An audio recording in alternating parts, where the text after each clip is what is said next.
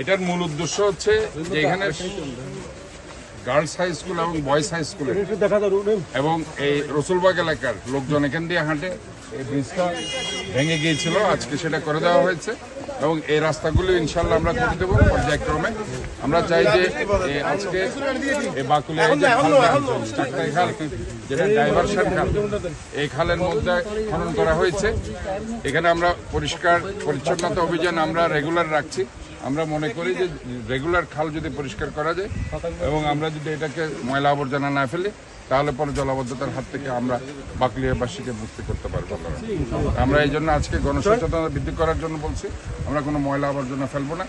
এখানে যারা বাজার থেকে বের হয়ে বিভিন্ন ধরনের সদা নিয়ে বসেছে, আমি তাদেরকে বলছি, বারবার তাদেরকে বাজারে পুনর্বাসন করা হয়েছে, তারপরেও তারা এখানে কেন নিচে চলে এসছে। আবারও আমরা ম্যাজিস্ট্রেটকে দায়িত্ব দিচ্ছি তাদেরকে সেখান থেকে উঠিয়ে যাতে করে বাজারে